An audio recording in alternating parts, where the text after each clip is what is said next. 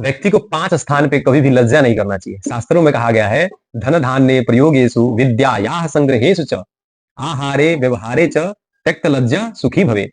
धन धान्य के प्रयोग में व्यक्ति को कभी लज्जा नहीं करना चाहिए।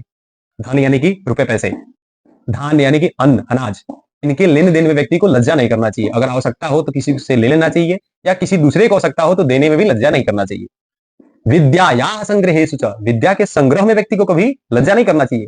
विद्या का संग्रह का तात्पर्य है, अगर हम विद्यार्थी है, कोई अध्ययन कर रहा है, उसे कोई चीज नहीं समझ में आ रहा है, उसे कुछ पूछना है, तो आचार्य से, शिक्षक है, गुरु है, उनसे पूछने में संशय नहीं करना चाहिए, लज्जा नहीं करना चाहिए, कभी पूछ लेना चाहिए। अगर थोड़ा भी संशय हो तो आचार्य से पूछ लेना चाहिए। अब बच्चे प्राय करके ये सोचने लगते हैं कि और बच्चे क्या सोचेंगे, हंसेंगे मुझ पे, इस तरह की लज्जा करके वो पूछते नहीं है, और वो जीवन भर उनका संशय बना रहता है। इसलिए विद्या के संग्रह की इच्छा रखने वाले को विद्या संग्रह में कभी लज्जा नहीं करना चाहिए, पूछ लेना चाहिए।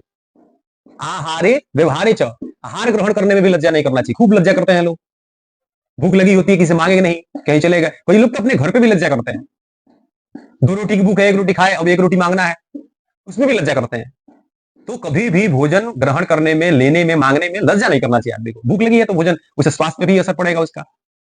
लज्जा करेंगे, जितनी भूख है उतने नहीं खा पाएंगे, तो फिर स्वास्थ्य हमारा बिगड़ेगा। आहारे व्यवहारे च, व्यवहार करने में प्राय करके लोग लज्जा करते हैं। एक दूसरे से, मित्र है तो उसे पूछ लेंगे, लेकिन सामने वाले कई पुत्र जो होते हैं ना, अपने पिता से कई बार चाहते हैं, सोचते हैं कि मैं उनसे कुछ पूछूं, उनसे उनके साथ बैठूं उठूं, लेकिन नहीं कर पाते, लज्जा करते हैं। जिसे कई संबंधों में देखा गया है कि व्यवहार न करने के कारण से संबंध खराब हो जाते हैं। उनसे हालचाल उनका पूछना, उनके सुख दुख में सम्मिलित होना, उनसे बैठ करके बातें करना, ये करना चाहिए। तो शास्त्रों में इसीलिए कहा गया है, व्यवहार करने में भी इन 5 स्थानों पर जो व्यक्ति लज्जा करता है वो सुखी नहीं होता है। इन 5 स्थानों पे जो लज्जा को त्याग देता है वही सुखी रहता है, शास्त्रों का ऐसा कहना है। ओम।